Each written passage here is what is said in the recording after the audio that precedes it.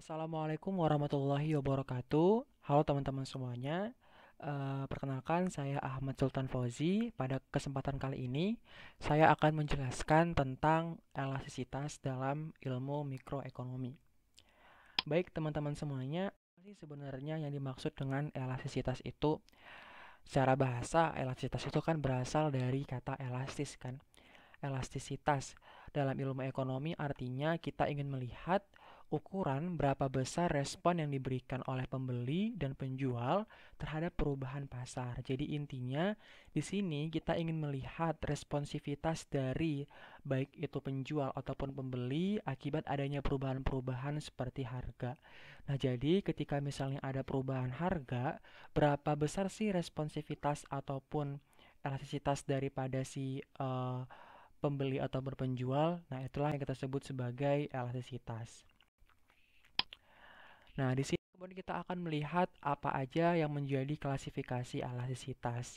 Secara umum dibedakan menjadi dua, ada itu elastisitas permintaan dan yang kedua ada elastisitas penawaran. Untuk elastisitas permintaan ini kita bedakan menjadi tiga. Yang pertama adalah elastisitas harga, yang kedua adalah elastisitas silang, dan yang ketiga adalah elastisitas pendapatan atau income elasticity. Oke, kita bahas yang pertama mengenai elastisitas harga permintaan.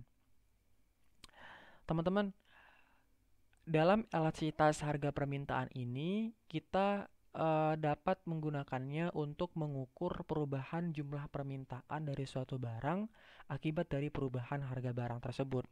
Artinya di sini ketika nanti misalnya harga naik ya kan, biasanya kan ketika harga naik seorang konsumen akan menurunkan jumlah barang yang akan dikonsumsi, akan diminta. Nah, ketika harga naik, kita ingin melihat seberapa besar sih penurunan kuantitas yang diminta oleh si konsumen itu. Nah, itulah yang disebut sebagai elastisitas harga permintaan. Kepekaan daripada si konsumen terhadap perubahan daripada harga. Nah, kemudian ada pertanyaan, bagaimana elastisitas permintaan atas barang-barang yang mempunyai substitusi?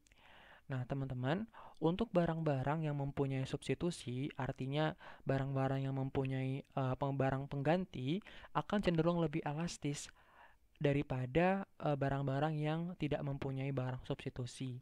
Artinya di sini kenapa? Karena ketika kita mempunyai barang substitusi, artinya kita dapat beralih dari barang yang satu ke barang yang lainnya. Ketika harga suatu barang misalnya naik, kita misalkan antara cangkir dengan gelas gitu ya. Ketika harga gelas naik misalnya, kita akan beralih untuk mengkonsumsi ataupun menggunakan daripada cangkir karena harga gelas naik. Maka semakin banyak barang substitusi dari suatu barang, semakin elastislah permintaannya. Kemudian teman-teman ada pertanyaan lagi, bagaimana elastisitas permintaan atas barang-barang kebutuhan dan barang-barang mewah? Nah, untuk barang-barang kebutuhan cenderung akan lebih inelastis. Misalnya saja bahan-bahan pokok seperti beras. Masyarakat cenderung tidak akan mengubah konsumsinya terhadap barang-barang kebutuhan pokok. Meskipun nanti misalnya harganya naik ataupun turun, ada perubahan tapi tidak terlalu signifikan, makanya dia akan lebih inelastis. Masyarakat semakin tidak responsif, tidak peka terhadap perubahan harga. Nah, berbeda halnya dengan barang-barang mewah. Untuk barang-barang mewah ini, masyarakat akan cenderung lebih peka, akan lebih responsif terhadap perubahan-perubahan harga barang mewah. Contohnya apa? Misalnya contohnya adalah mobil sport. Ketika harga mobil sport naik, masyarakat cenderung tidak akan membelinya. Tapi ketika harganya turun, masyarakat akan membelinya. Kayak gitu ya, teman-teman. Selanjutnya, bagaimana elastisitas permintaan dipengaruhi oleh pengertian mengenai batas-batas pasar dan jangka waktu. Nah, kalau kita berbicara mengenai batas-batas pasar dalam ekonomi, artinya di sini kita ingin melihat skop ataupun luas daripada suatu pasar. Nah, ketika pasar kita artikan dalam artian sempit, skopnya itu sempit, cenderung akan lebih inelastis. Sedangkan ketika suatu pasar itu dalam arti luas, artinya lingkup dari pasar itu besar, maka akan lebih elastis. Misalnya saja pasar es krim rasa vanila, teman-teman. Nah, kalau kita lihat bahwa es krim rasa vanila ini mempunyai banyak sekali barang substitusinya, penggantinya. Misalnya saja es krim rasa stroberi atau juga es krim rasa coklat, es krim rasa tiramisu dan lain-lain sebagainya, teman-teman ya. Jadi, saking luasnya skup pasarnya, maka dia menjadi barang yang elastis, permintaannya menjadi lebih elastis. Tapi untuk barang-barang yang misalnya kebutuhan pokok seperti makanan dalam arti sempit, tentu akan lebih inelastis. Nah, kalau kita berbicara mengenai jangka waktu, bagaimana pengaruhnya terhadap elastisitas? Di sini dikatakan bahwa semakin pendek suatu waktu atau dalam jangka pendek, bisa kita katakan suatu barang permintaannya akan bersifat elastis. Akan bersifat inelastis. Tapi dalam jangka panjang tentunya akan lebih bersifat elastis. Contohnya misalnya harga BBM. Dalam jangka pendek ketika harga BBM naik, masyarakat cenderung tidak terlalu mengubah permintaan daripada BBM tersebut. Ya kan? Karena belum ada misalnya barang pengganti dari BBM. Nah, tapi dalam jangka panjang bisa saja akan ada penemuan-penemuan baru yang ditemukan oleh manusia, oleh masyarakat. Misalnya saja ada kendaraan yang hemat bahan bakar atau kendaraan yang menggunakan bahan bakar listrik, atau juga ada bahan bakar baru yang ditemukan. Sehingga masyarakat dalam jangka panjang cenderung akan lebih memilih barang-barang dengan akan memilih BBM bahan bakar yang ditemukan selain daripada yang sebelumnya kayak gitu ya. Oke, kemudian kita ingin melihat bagaimana perhitungan elastisitas suatu harga permintaan. Nah, rumusnya gampang aja teman-teman. Teman-teman cukup membagi antara perubahan persentase jumlah permintaan, ya kan? Persentase daripada delta Q permintaan dan juga dibagi dengan persentase daripada delta P perubahan daripada harga. Nah, contohnya sederhananya ada kenaikan 10% harga es krim yang menyebabkan jumlah es krim turun 20%. Berarti elastisitasnya adalah berapa persentase perubahan jumlah permintaannya. Ya kan, permintaannya berubah sebesar 20%.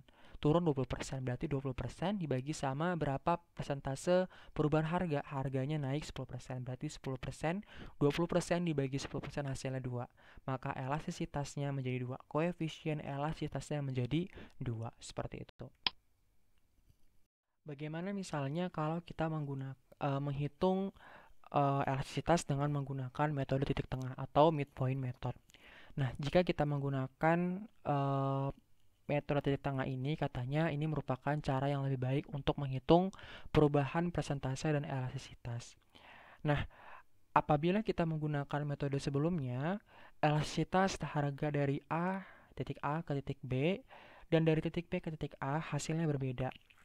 Jadi teman-teman coba hitung sendiri, nanti hasilnya tentunya akan berbeda gitu kan. Nah, oleh karena itulah kita menggunakan yang namanya midpoint method.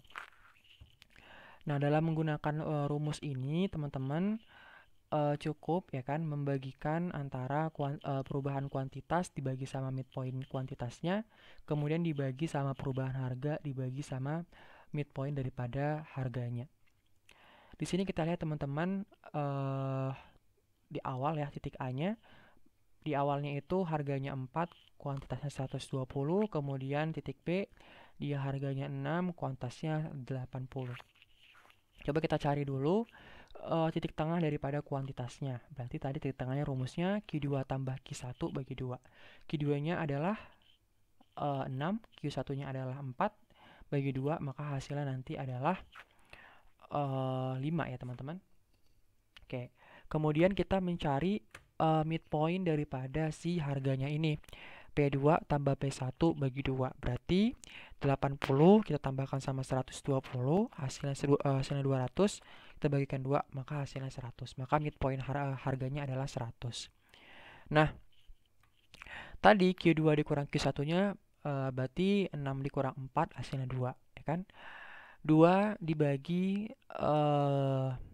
tadi ini hasilnya adalah 100 ya. Midpointnya tadi adalah 5, berarti 2 dibagi 5 berarti ya. Kemudian P2 kurang P1. Nah, P2-nya kan 80, P1-nya 120 gitu kan. Nah, karena ini P2-nya lebih besar, berarti kan nanti dia jadi minus ya. Nah, jangan sampai dia jadi minus. Nah, kalau seperti ini kita buat aja P1 dikurang P2, 120 dikurang 80 supaya dia tidak minus. Dan bagi sama midpointnya, tadi midpointnya hasilnya adalah 100, berarti 40/100. Tadi yang di atas tadi hasilnya adalah 2/5 ya kan, itu 40%, sama juga dengan yang di bawah. Yang di bawah tadi hasilnya adalah 40%, maka 40% dibagi sama 40% hasilnya adalah 1. Maka koefisien elastisitasnya adalah 1. Teman-teman, kita akan melihat bagaimana contoh lain menggunakan midpoint method. Nah, teman-teman, di sini diketahui apabila harga daripada es krim itu meningkat sebanyak $2, meningkat dari $2 menjadi $2,2, dan jumlah yang dibeli ternyata turun dari 10 menjadi 8. Bagaimana elastisitas permintaan daripada es krim ini dengan menggunakan midpoint formula, rumus ataupun metode midpoint. Nah, caranya sama seperti tadi, kita mencari dulu titik tengahnya, yaitu untuk yang kuantitas ya kan, harganya awal adalah kuantitas awalnya adalah 10, kemudian menjadi 8, berarti 10 tambah 8 dibagi 2. Kemudian untuk yang midpoint si price-nya yaitu 2 tambah 2,2 bagi 2 gitu ya. Nah, kemudian di sini kita lihat ada yang namanya P2 dikurang P1. Nah, di sini karena P2-nya itu berapa nih? Sorry, Q2 dikurang Q1 harusnya ya dari rumus yang tadi, tapi di sini karena Q2-nya itu lebih kecil daripada Q1, maka kita akan mengurangkan Q1 dengan Q2 gitu ya. 10 dikurang 8 jadinya, supaya hasilnya positif. Kita bagi sama midpoint, hasilnya 22%. Kemudian di sini juga sama, 2,2 ya, P2 dikurang sama P1 2, hasilnya dibagi sama midpoint, nanti hasilnya 9,5%. 22% dibagi sama 9,5%, hasilnya adalah 2,32. Maka elastisitas permintaannya adalah 2,32. Seperti itu.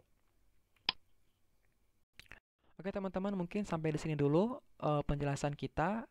Nanti akan kita lanjut pada video berikutnya mengenai bagaimana macam-macam kurva permintaan. Terima kasih. Assalamualaikum warahmatullahi wabarakatuh.